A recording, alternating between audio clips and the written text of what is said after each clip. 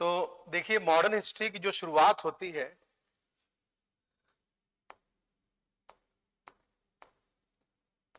वो 1707 से है।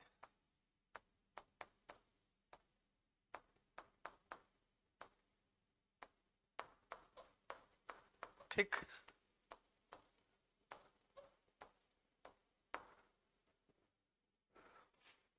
Good morning. तो मॉडर्न हिस्ट्री की देखिए शुरुआत आपकी होती है 1707 में। पहला जो टॉपिक है उसका है उसमें, चूंकि वो भी थोड़ा सा बिखरा हुआ है, एक कंफ्यूजन होता है उसमें, सबको जोड़कर एक साथ जानना। तो आज हम कोशिश करेंगे कि बहुत संक्षेप में उन सभी राज्यों की बारे में बता दें कि वो उनकी पुरानी स्थिति क्या थी या किन स्थितियों में उनका जन्म हुआ था, मतलब उनका स्वतंत्र राज्य बने, और किस तरीके से ब्रिटिश राज्य में उनका विलय किया गया। मतलब मॉडर्न हिस्ट्री आपका शुरू होता है औरंगजेब की मृत्यु के बाद 1707 ईस्वी में, और यहां से लेकर 1947 तक हम लोग मॉडर्न हिस्ट्री में रखते हैं। औरंगजेब की मृत्यु के पश्चात जो एक केंद्रीय शक्ति थी मुगल सत्ता की, वो कमजोर पड़ने लगती है, और जिसके परिणाम स्वरूप धीरे धीरे आने वाले समय में अनेक स्वतंत्र राज्य बनते हैं, जिनमें से कुछ तो मुगल सूबे ही होते हैं जो अपनी स्वतंत्रता की घोषणा कर देते हैं और नाम मात्र की अधीनता स्वीकार करते हैं। कुछ ऐसे राज्य हैं जो नए बनते हैं, और कुछ ऐसे भी हैं जो पीछे थे और मुगलों के कमजोर होने के पश्चात उन्हें पुनः ताकतवर बनने का मौका मिलता है। कहने का मतलब यह है कि 18वीं शताब्दी का जो पूर्वार्ध है, 1700 के बाद का जो समय है, 1700 और उसके बाद का जो समय है, उस दौर में एक बड़ी राजनीतिक हलचल है भारतीय राजनीति के लिए देखा जाए तो। और वो क्या हलचल है कि पीछे की एक जो महत्वपूर्ण शक्ति थी मुगल साम्राज्य, वो धीरे धीरे कमजोर पड़ती है, और उसके कमजोर पड़ने की वजह से अनेक स्वतंत्र राज्यों का जन्म होता है। लेकिन यह प्रक्रिया यही नहीं रुकती, बल्कि 18वीं शताब्दी के मध्य को क्रॉस होते होते इस प्रक्रिया में एक और बदलाव आना शुरू होता है। और बदलाव यह होता है कि 1750, 60 या 70 तक आते आते स्थिति ऐसी बनती है कि जितने ढेर सारे स्वतंत्र क्षेत्रीय राज्य बनते हैं, स्वाभाविक है पहले भी ऐसा हुआ है, जब एंशिएंट से मिडवल में हम जाते हैं तो अनेक स्वतंत्र राज्य बनते हैं। जब गुप्तों का पतन होता है, गुर्जर, प्रतिहार, परमार, चालुक्य, चौहान, चंदेल, सेन, ढेर सारे राज्य बनते हैं। और यही इतिहास है। इतिहास में क्या है कि जब जब केंद्रीय शक्ति कमजोर पड़ती है तो अनेक स्वतंत्र राज्य बनते हैं, और फिर एक समय विशेष के पश्चात एक ट्रांजिशन फेज जब गुजरता है तो उस दौर में फिर कोई एक नई शक्ति अपने आप को केंद्रीय शक्ति के रूप में स्थापित करती है और इन सभी बिखरे हुए राज्यों पर विजय करती है। एंशिएंट से मिडवल में भी यही हुआ था। धीरे धीरे वो 400-500 का दौर, 800 से 1200 तक का जो हलचल भरा था, फाइनली मुस्लिम सत्ता भारत में आ जाती है दिल्ली सल्तनत के रूप में। सेम यहां पर भी वही बात है।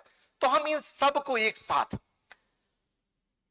सबके बारे में आज ही डिटेल में नहीं, लेकिन उस सब को पहले हम एक साथ आपको बताएंगे, और फिर एक एक को। तो हुआ क्या, वही स्थिति हुई मिडवल से मॉडर्न में एंट्री करते समय कि जब मुगल कमजोर पड़े, मतलब केंद्रीय शक्ति कमजोर पड़ी, तो अनेक स्वतंत्र क्षेत्रीय शक्तियों का उदय हुआ, और फिर कोई एक नई शक्ति होगी जो इन सब पर अपना अधिकार करेगी, सबको जीतकर अपने राज्य में मिला लेगी। हालांकि 18वीं शताब्दी के मध्य तक आते आते यह स्थिति मराठों को हासिल हो चुकी थी, लेकिन कुछ ऐसा बदलाव हुआ, कुछ ऐसी घटनाएं घटी, और उन घटनाओं में खास तौर से प्लासी और बक्सर की बात किया जाए तो ऐसी घटना हुई कि उस दौर में हमारे यहाँ व्यापार करने आई जो अनेक यूरोपीय कंपनियां थी, उनमें ईस्ट इंडिया कंपनी को भारत में अपनी शक्ति, अपनी सत्ता को स्थापित करने का मौका मिल गया।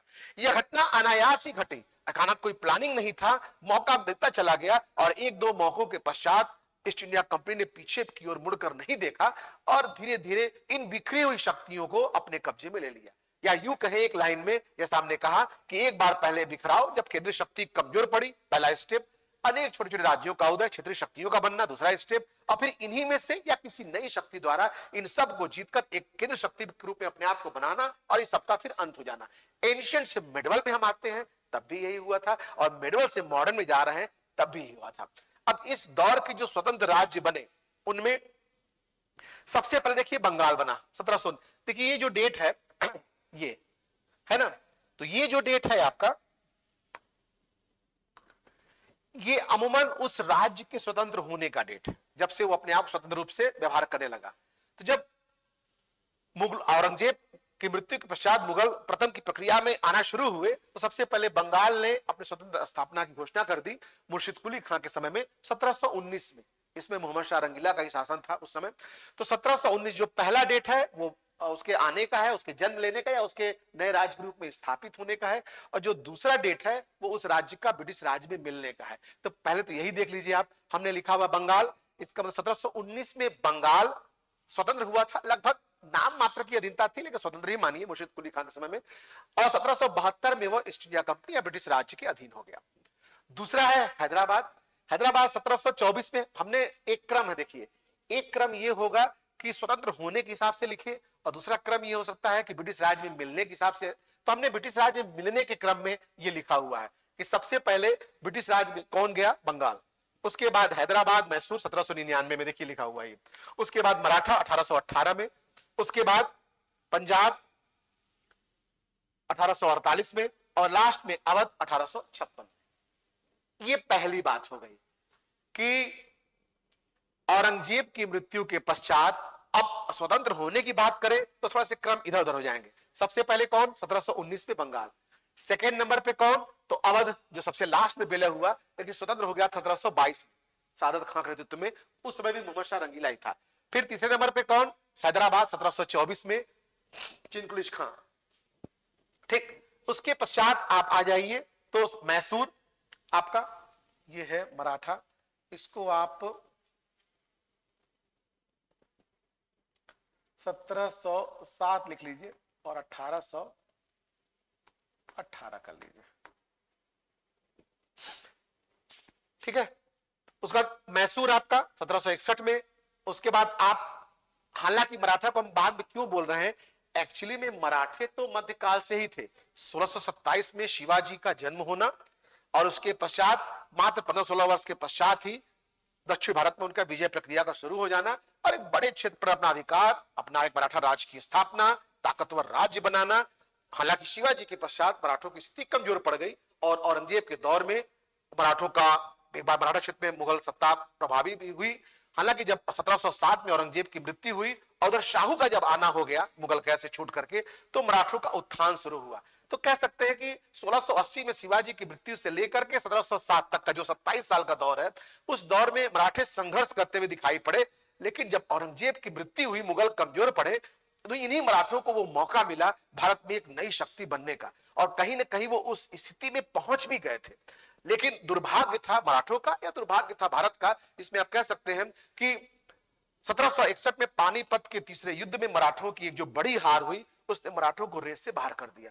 और उधर 57 के बाद जब 64 में बक्सर में ईस्ट इंडिया कंपनी की विजय हो गई, अंग्रेजों की विजय हो गई, तो अंग्रेज जो कहीं पॉलिटिकल रेस में थे ही नहीं, वो रेस में आ गए और बहुत जल्दी ही उन्होंने बंगाल पर अपना प्रभुत्व स्थापित कर लिया।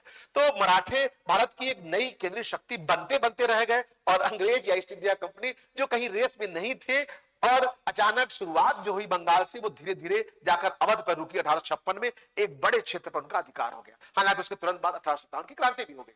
तो एक डेट आपका वो हुआ जब वो स्वतंत्र राज्य के रूप में आ रहे हैं, और जो दूसरा वाला जो डेट है वो उसकी चर्चा हमने किया हुआ है कि जब वो ब्रिटिश राज में या ईस्ट इंडिया कंपनी के उस क्षेत्र में चले गए।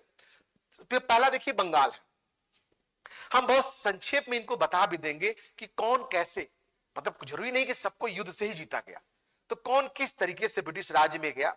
कोई युद्ध के द्वारा गया, कोई सहायक संधि के द्वारा गया, किसी पर कोई आरोप जैसे कुशासन का आरोप लगा दिया गया।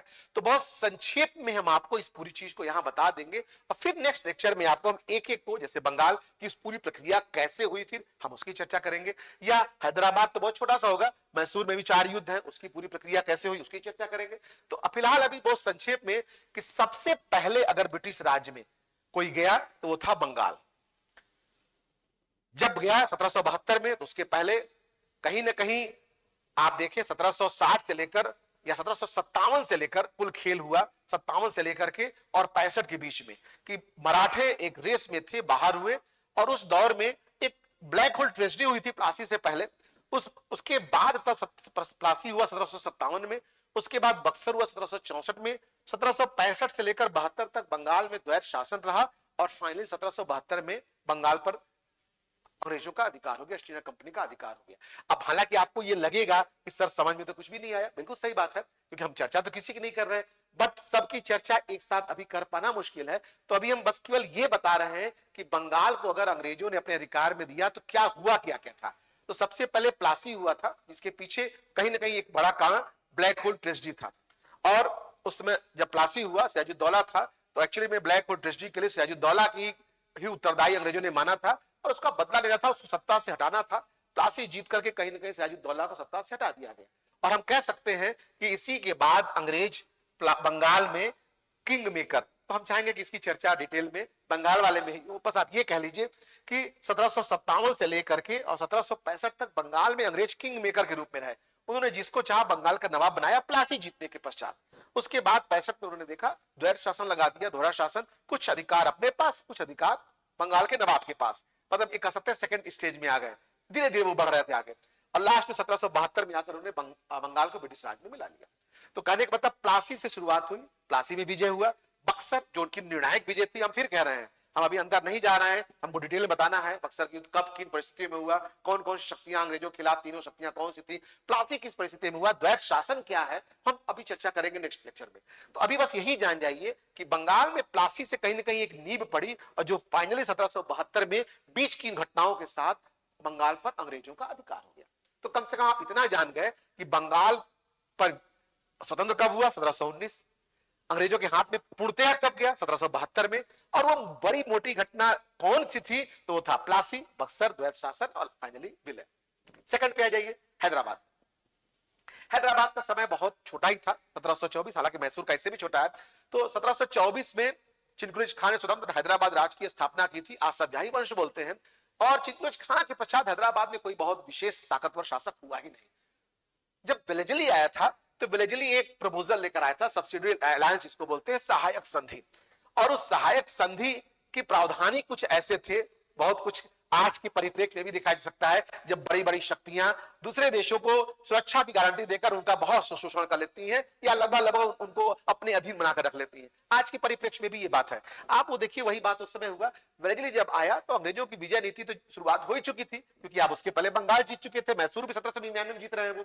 तो ऐसी स्थिति में वेलेजली के दिमाग में आया कि उस समय भारत चूंकि बटा हुआ था ही, उसको लगा कि बहुत से ऐसे राज्य हैं जो असुरक्षा की स्थिति में है। तो उसने एक प्रपोजल फेंक दिया कि ऐसा है कि जो लोग अपने सुरक्षा की गारंटी हमारे पर देना चाहते हैं वो हमको दे दे, हम एक सेना रखेंगे। हालांकि उन्होंने और भी प्रावधान रखे, वो फ्री में नहीं किया, उसके भी खर्चे लिए उन्होंने।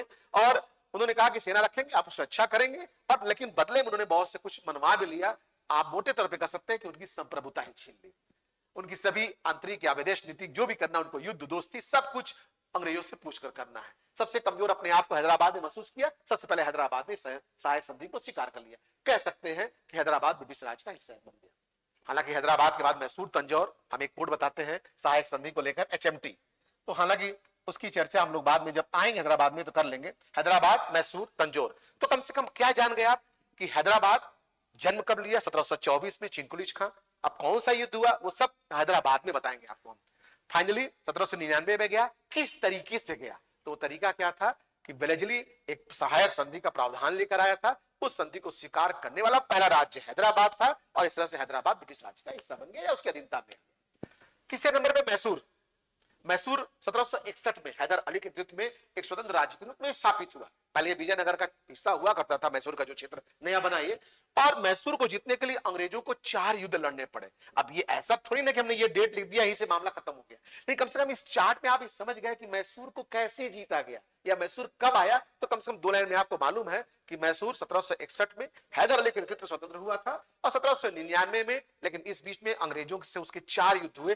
पहला युद्ध उसका 1767-69 के बीच हुआ था, और मद्रास की संधि हुई थी। चलिए ये भी लिख दे रहे हैं हम, कम से कम इतना भी आप जान जाएंगे, मद्रास की संधि हुई थी।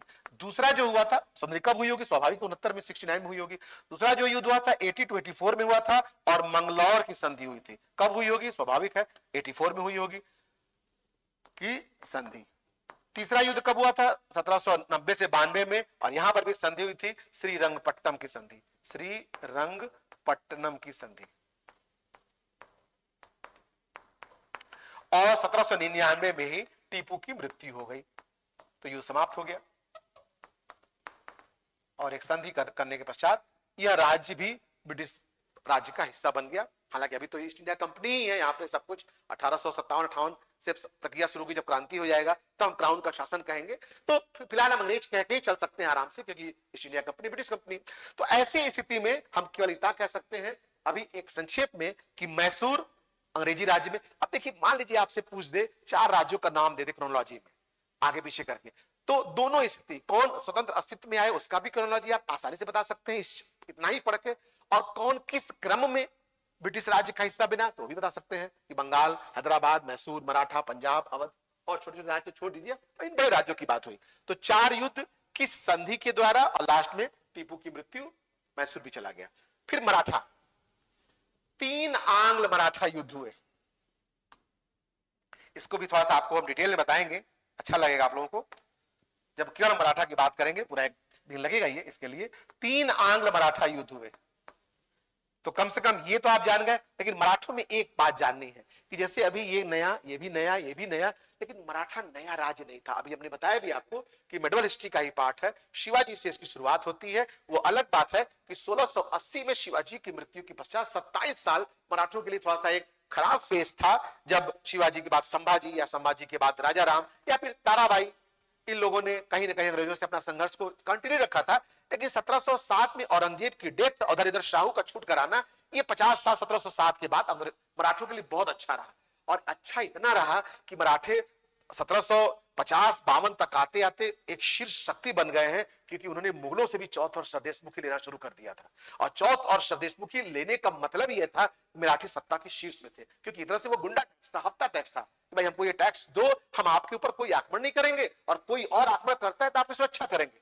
तो ये लाइन, ये चौथ स्वदेशमुखी लेना ही, और भी मुगलों से लेना, अपने आप में यह बताता है कि मराठे शीर्ष पर थे। लेकिन जैसा कि अभी हमने बताया आपको कि 1761 में पानीपत के युद्ध ने सब उलटफेर कर दिया। हालांकि इस युद्ध में वो नहीं थे सीधे सीधे इन्वॉल्व अंग्रेज, जो नई शक्ति बनने जा रहे हैं, लेकिन कह सकते हैं कि अप्रत्यक्ष रूप से उनको इसका लाभ मिल गया। क्योंकि मराठों को अगर कोई चुनौती, अंग्रेजों को कोई अगर चुनौती दे सकता था तो मराठे थे। अगर मराठे होते तो शायद अंग्रेज इस स्थिति में न होते, या भारत में ब्रिटिश सत्ता न आई होती।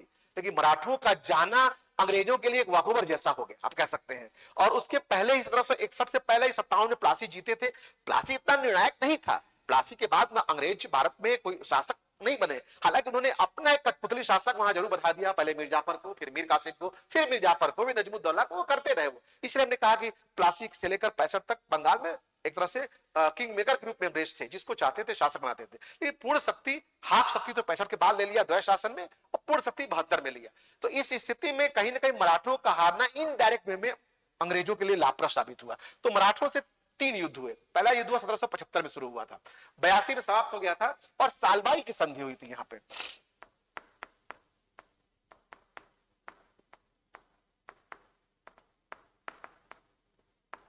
दूसरा युद्ध 1802 से 1806 तक चला था, और यहां पे कई संधियां हुई थी। देवगांव की संधि कह सकते हैं,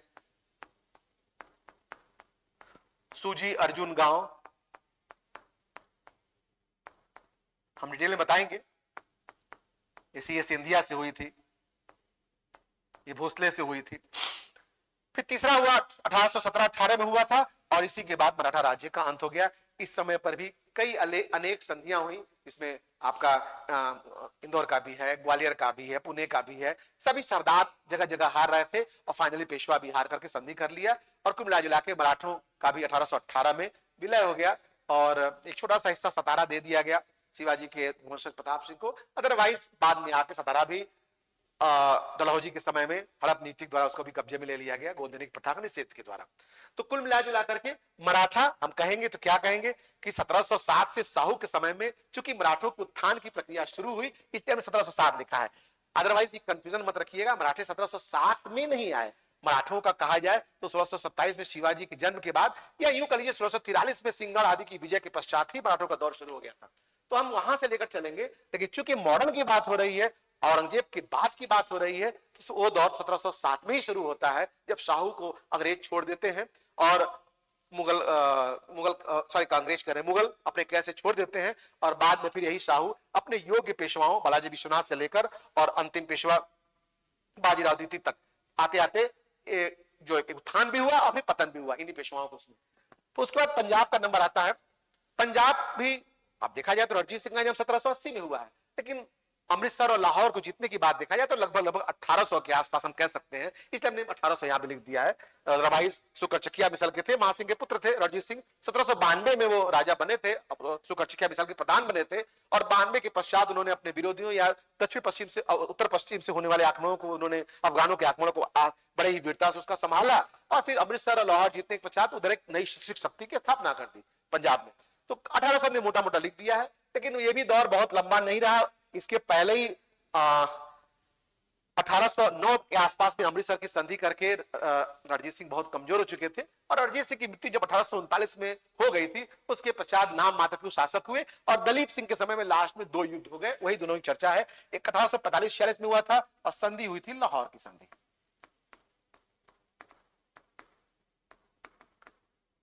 और फिर लास्ट में 1848 में हुआ था, और पंजाब को भी ब्रिटिश राज में मिला लिया गया। उसके पश्चात क्या हुआ? कुशासन का आरोप। लास्ट है अवध। तो अवध अंग्रेजों का तो मित्र था, ठीक है, अवध अंग्रेजों का बहुत सच्चा मित्र था, और अंग्रेजों ने इसका खूब बखूबी इस्तेमाल भी किया। लेकिन जब सभी राज्यों को जीत लिया इन लोगों ने, तो उसने क्या किया, फिर अवध को भी, और एक कोई युद्ध नहीं, कहीं कुछ नहीं, केवल कुशासन का आरोप लगा करके डलहौजी के समय में कुशासन का आरोप लगाया गया, और अवध राज्य का विलय कर लिया गया। तो फिर हम आगे अब इसके बाद कैसे बंगाल में कहा क्या हुआ डिटेल में बताएंगे। अभी तो हमने क्या बताया कि हाँ प्लासी हुआ था, बक्सर हुआ था, द्वैशासन लगा, विलय हुआ, हैदराबाद में क्या कैसे हुआ तो बता दिया हमने आपको, लेकिन फाइनली आपको फिर हम उस समय इस चीज को डिटेल में बताएंगे। कम से कम इस समय इतना आप जान गए कि कब कौन अस्तित्व में आया, और कब कैसे किस तरीके से उसका ब्रिटिश राज्य में विलय हुआ। Okay, thank you.